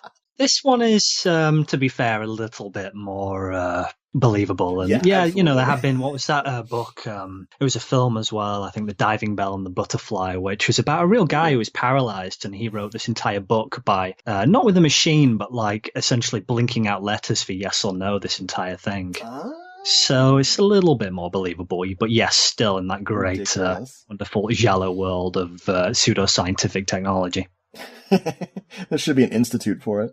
Yeah. It'd be like Stark Tower or something. I don't know. This whole sequence is just batty as hell. The music's really tense. He's blinking and looking around and blinking, and the machine is spelling out very slowly, Simone. So I think, Simona's the killer. No, Simona Sai, which is Simona is, or Simona something. And then another word, and we don't see this word till later. I don't think. The most important word they save for later. He's having a seizure or something, because probably epilepsy is probably contagious in this world. And they go to give him a shot, but they give him too much of whatever it was, and he starts foaming at the mouth again, which I think this movie just loves foaming at the mouth. And he dies, and they do not try to resuscitate him at all. And that doesn't stop Mimsy from uttering my favorite line in this entire movie. Did you catch this? No, what did she say? Get him to the reanimation unit. Hurry! I did. Which I would say is presumably run by fucking Herbert West or something, but, he's probably not even in medical school yet. So. Oh, man, it's the Miskatonic wing. No, they didn't even try to do the kissy floppy arm thing on him. Ah. It was so good. And, of course, there's some red herring goofiness of Paul touching the syringe. Like, don't touch that! And he looked awfully comfortable grabbing it, so, of course, we're starting to think he might be the killer, more. I wrote, they kill him, whoops. I like that. Stop the machine. Lights. Nurse.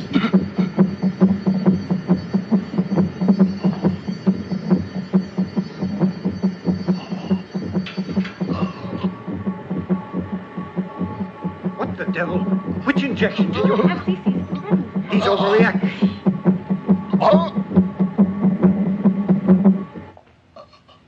Dad? Get him to the reanimation unit. Hurry! It's too late for reanimation. He's gone. We can't do anything for him now. So Paul's in trouble with the church now because of this incident. And the church is telling him he has to leave town, and he's kind of pissed. Then we run into, or we see Simona running into Danielle again.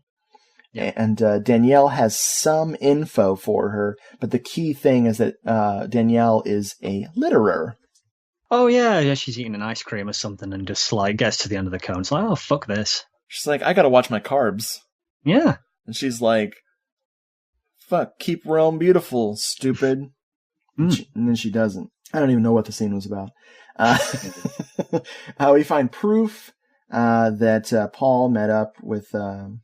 maybe she provides proof that Paul met up with her dad. I forget.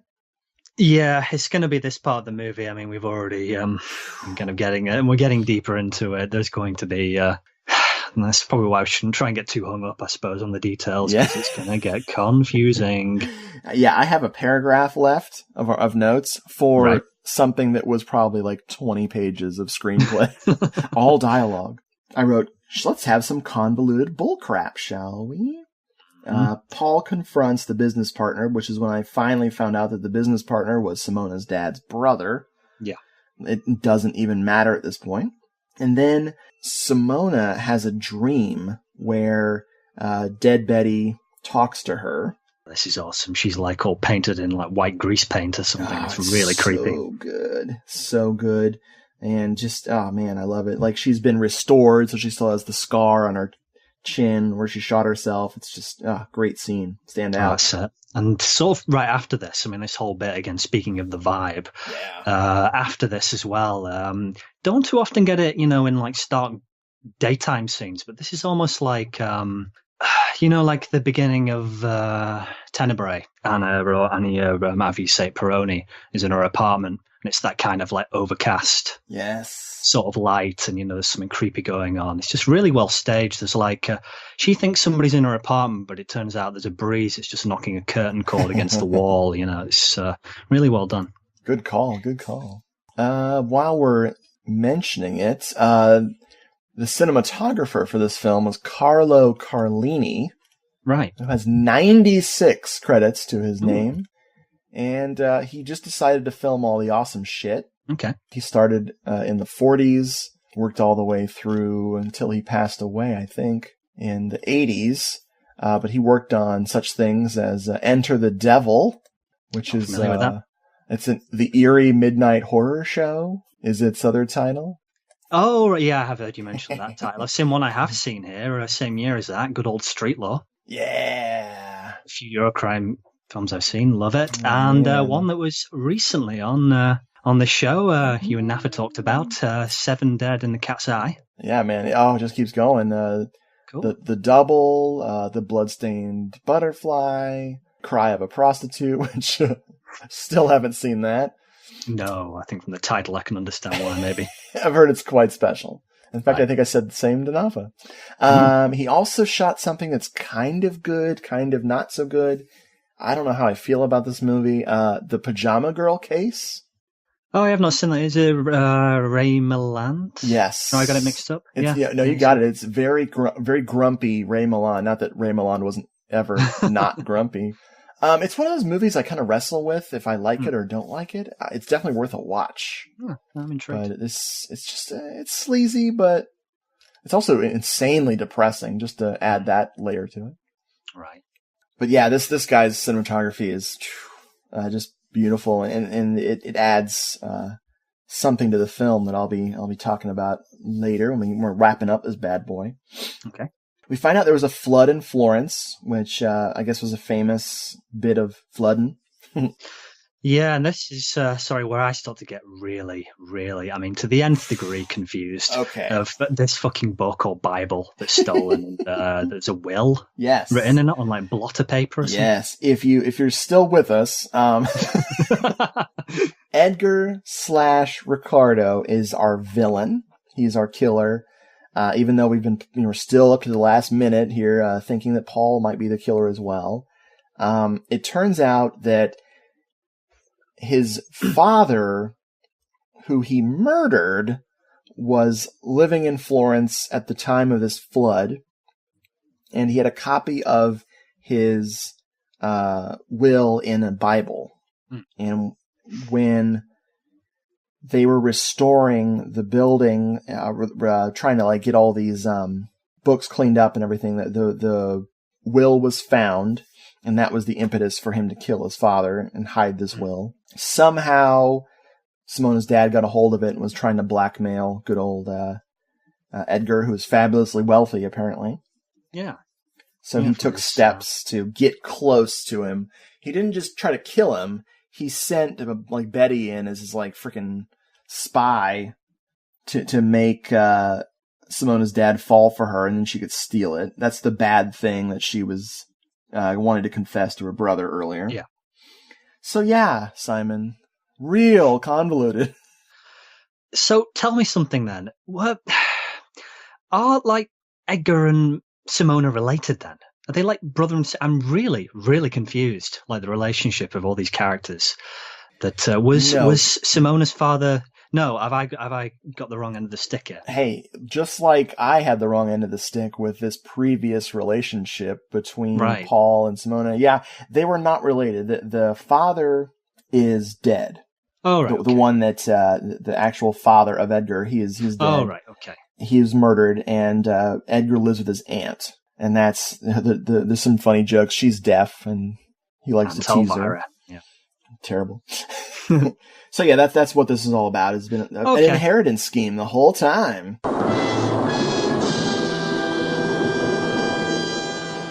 Of course. Because Giallo.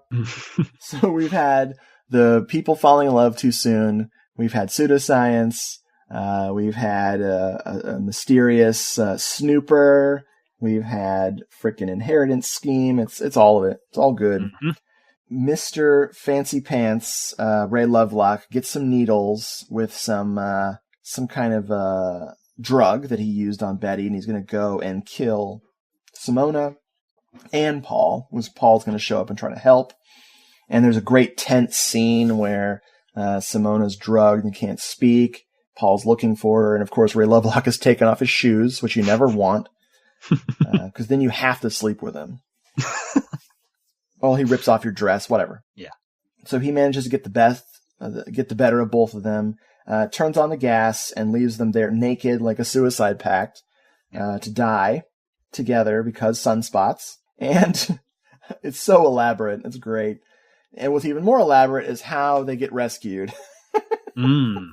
Yeah, what the fuck is going on here? I mean, I kind of get it. He breaks his epilepsy medicine bottle open with his mouth. So whether that works or, then he turns on the water, which kind of pours out the Ray Lovelock's put like a towel under the door, obviously to keep the gas in. But that kind of goes through there, and Dog or Docs or Doc or whatever we want to call him comes to see what's up. And that brings the wife, the widow, yes, the widow of the caretaker to find them. Of course, silly me. Oh my God. Oh, silly, this fucking movie. So, this encourages them to call the police because we've had this very strong, character of a detective in the movie. Right. Yeah. They don't get the cops. They instead drive to the scaffolding where good old, Edgar has been taking photos this whole time. They go to confront him. And that's something I never even thought of before. We have no police presence other than I was just going to ask you that. That's interesting. Yeah, that is kind of make it somewhat atypical then for one of these films, yeah. What is it? The trope, of course, is the non-professional detective. Yeah. But, we just have zero police presence. I guess the movie would be 2 hours if we had a cop involved. Yeah, it's not even what's the title of, I think, one Giallo even. It's not even a case of the police need help here. It's they need funding or something, maybe. They're just kind of a non-entity now. I think the police don't give a shit about this crime. No. Bam. Not. They're so convinced. They obviously haven't read the early drafts of Simona's paper on fake suicides. I'm sure it's just a bunch of footnotes. Anyway, they go up to the scaffolding where Paul and Edgar struggle. When Edgar's about to fall, he wants to take Paul with him. It's a pretty badass fight scene. I enjoy it. It's definitely tense. Yeah. Paul gets the better of Edgar. And sure enough, there's a slow-mo dummy death. With not too bad, not the worst dummy death ever, but the dummy flops to the ground in the streets of Rome, and say no arms fall off it at least, or anything like was it Zombie Holocaust? Or reattach. Yeah. Oh man, that would have been great. They should have added like that same scream though from the English dub. It's so good. You imagine what Ray Lovelock's brains smell like cooking on the hot Rome pavement, Ugh, yeah. Great slow-mo shots of birds and people running to come help. It's a bunch of kids running up to see, isn't it? I think, yeah. It's been playing football in the street and suddenly a corpse. Hey, it's hot. Everyone's bored. Hey, suicide! Yay! Now, and that's the end of our movie, dude. We did it. And we're only more confused about what it was about than we were when we started. But just to kind of underline, speaking of this ending, even from the first viewing, this is one thing which compelled me to rewatch it. I just think it's just wonderful, just that slow-mo and, the pigeons sort of taking flight and that Morricone music kicking in again. And I think we go back to the kind of solarized sunspot footage again, which has kind of been recurring throughout, and then, of course, the credits roll. Nice. Edgar, hold on! It'll be all right, I promise you. Come with me, priest. The love of God, hold on. Come on down. I can't hold you. I've got to die together, you. priest. Edgar, please. You're coming with me. Come on. I'm not the one that's crazy. You are. Let's go see God, Lennox.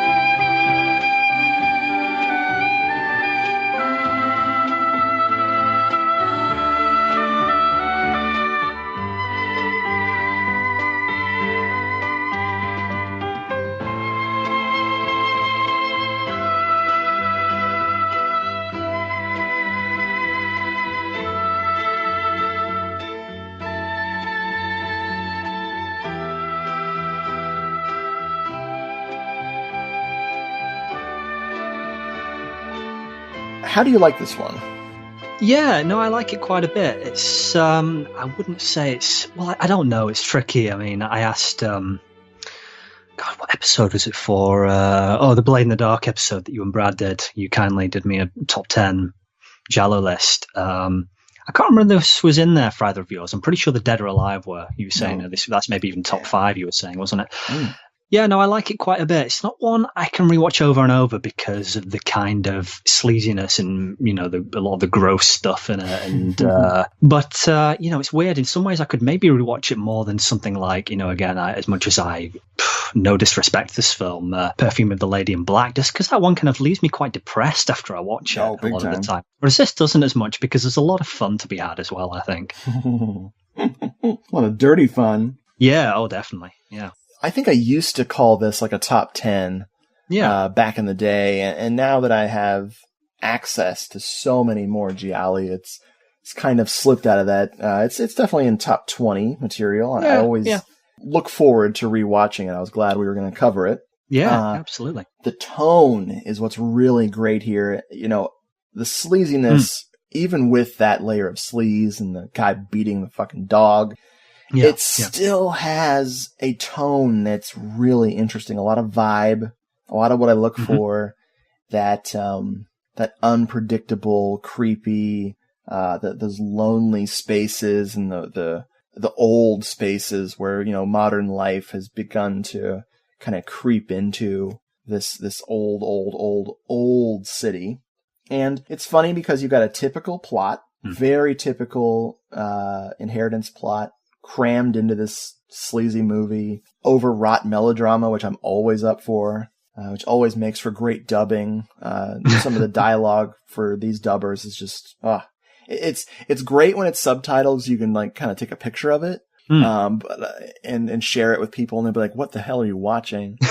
But when it's a podcast, and something I love about podcasts, it has made me appreciate the stupid shit that people say in these old movies. Yeah. Oh, that's great. There's lots of J&B sightings, and not as much like blatant J&B drinking, but definitely lots of J&B sightings. Big set pieces are fucking outstanding. It's one of the late anything goes kind of a giallo. Yeah, you said that, and unpredictable. Yeah, these are definitely, if you're going to try and sum up this movie, that's kind of its middle name almost. It's you really just, you're in for it. You don't know quite what it is, but it's like, hold on to your butts, you know? And of course, the big thing that we've been talking about is the sexual hang-ups. Yeah. Mimsy Farmer seemed to specialize in those. Yeah. And big time in this one. Just the potentially gross relationship with her dad really set her on a bad path.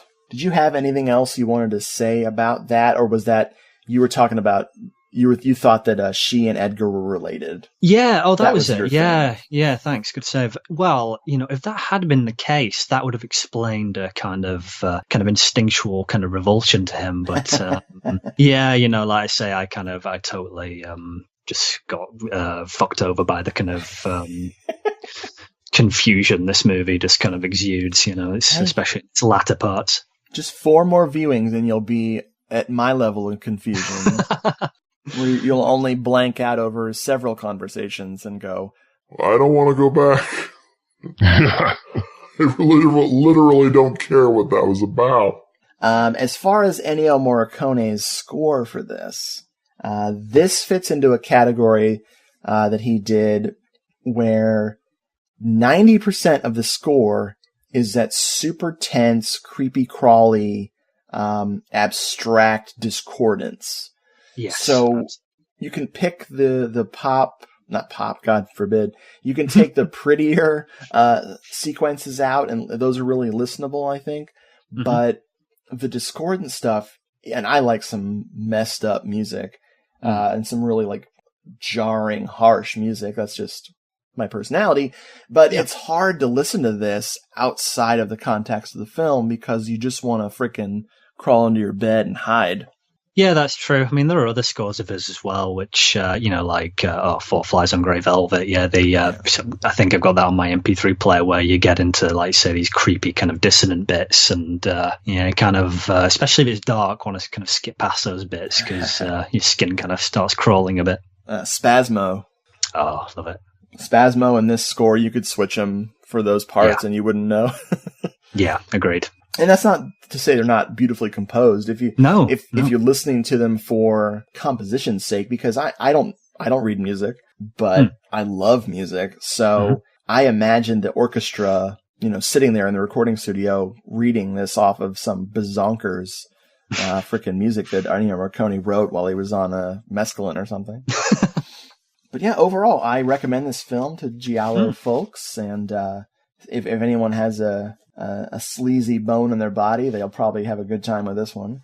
Yeah, I was going to say, and this is probably true with a lot of Gialli in general, but, it's one of those with the caveat of be careful maybe who's in the room with you. It's not quite to the level of like, I don't know, fucking Giallo Venezia or whatever, but, you certainly don't want your grandmother in the room or anything while you're watching it.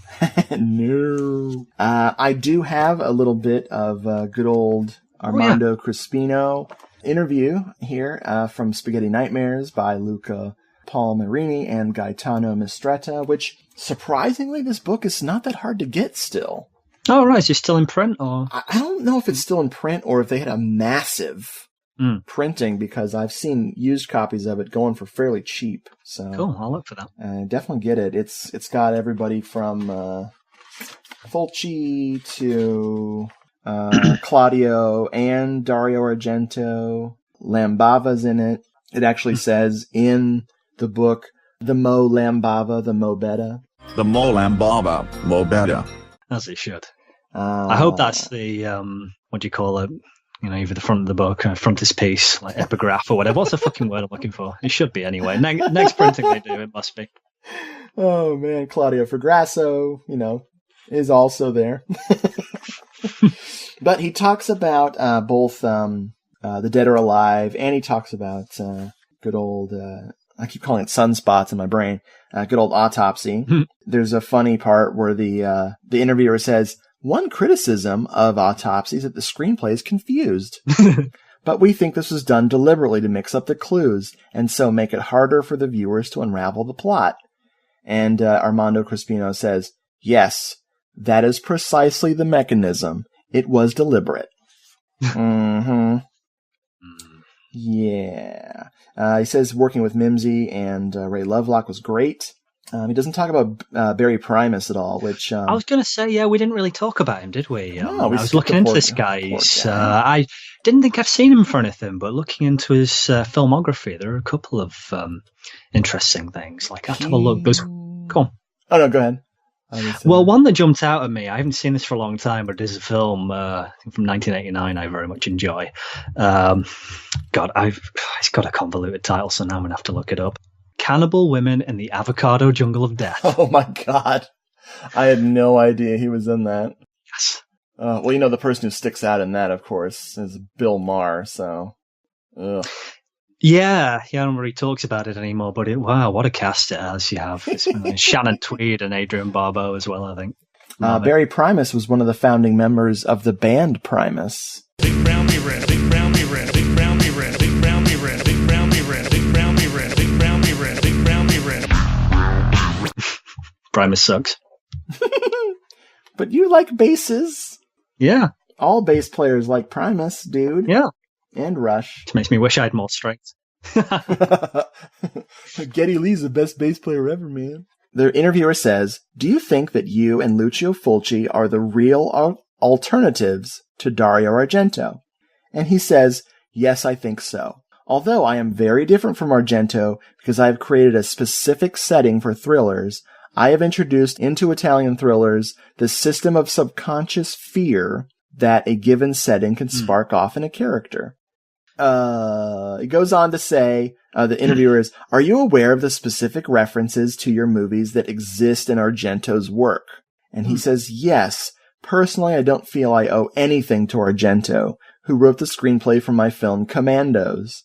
I think instead that Argento has taken things from me, except that I haven't been as good as him at selling myself and have not been as successful. Well, whoa. Yeah, on all that, I mean, it's clearly maybe some bad blood or something, or just maybe Italian directors and film people have unusually overly developed egos or something. Oh, so bitchy. But the thing about, setting and this subconscious sort of... I would go with that, I mean, it's not just, you get that in The Dead or Alive as well, I think, that kind of, they have a similar kind of feel about them. Totally. Yeah, I'd say that's fair enough. Let's see, the sunspots thing, which is interesting because, we talked about how the dialogue that refers to them at all is only in Italian on the DVD. He says, the sunspot idea came from a newspaper article that I noticed together with scriptwriter Lucio Battistrada. It was about an increase in apparently inexplicable suicides which all happened together during the summer, but which in reality were caused by a strange polar phenomenon that produced paratoxic reactions in psychologically vulnerable individuals. Oh man, those paratoxins.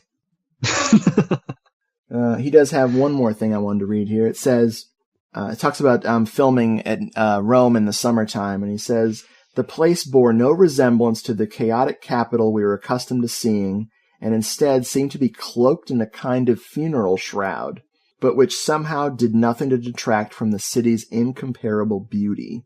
So the setting worked perfectly for us because of its particular suggestiveness and the inscrutable feeling of anguish that people feel when faced with things, situations, or atmosphere which lie outside the normal, routine pace of events which give uniformity to their lives.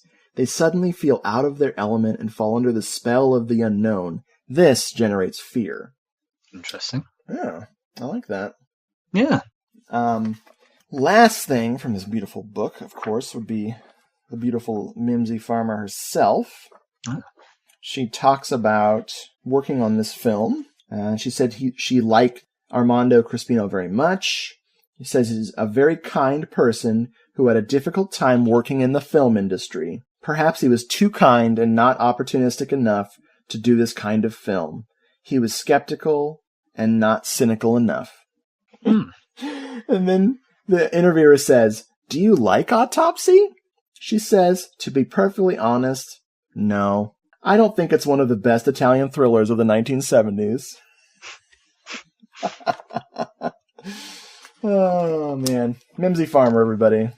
Yeah, bless you for being honest. Like it is. Yeah.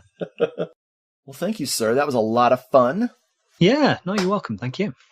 I think I might keep watching some of this Italian stuff once in a while.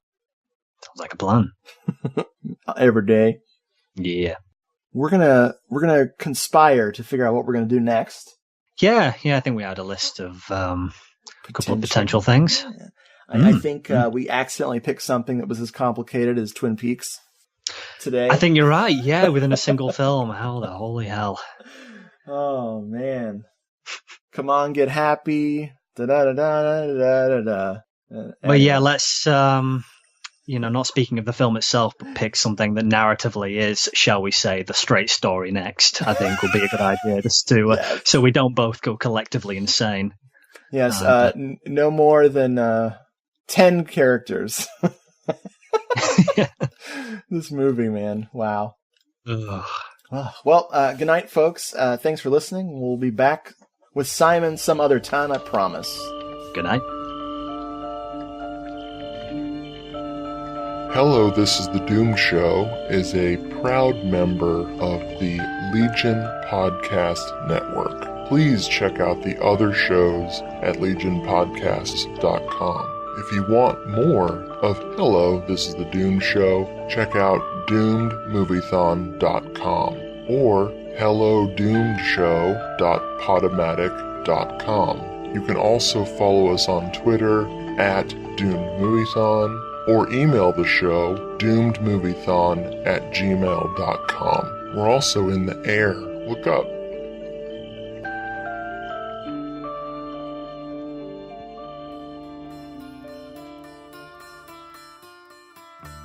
Well, hello, my dear friends. I am Baron Martino, and when I am not in Italy murdering beautiful fashion models, I enjoy hosting a little show called The Giallo Room.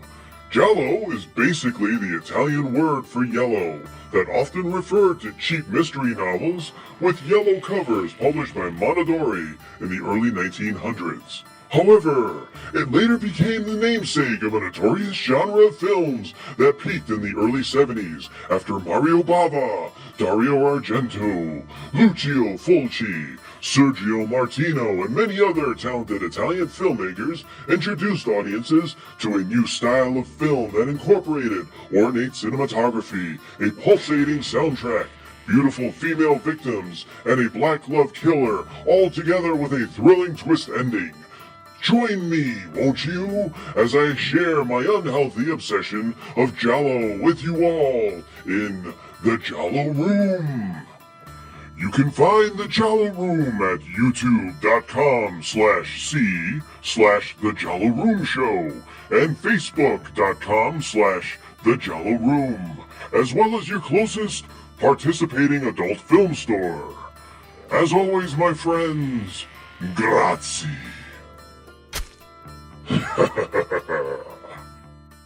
Hello, I'm Gore Blimey, and I'm your host on the Trilogy of Terror podcast. Each month, I'll look at one director and talk about 3 of their horror movies, kicking things off in episode 1 with Lamberto Bava, the man who brought us Demons. Now, the horror films might not always be scary, or even good, but, well, if that happens, what movie and pizza night isn't all the better for a bit of extra cheese? Come and check out the show at gentlemansgrindhouserecords.com or find it on iTunes and Stitcher. The Trilogy of Terror podcast, where we try 3 times harder to give you the willies. Willies. Willies. Willies. Willies. Willies. Willies. Willies. Willies. Willies. Willies. Willies.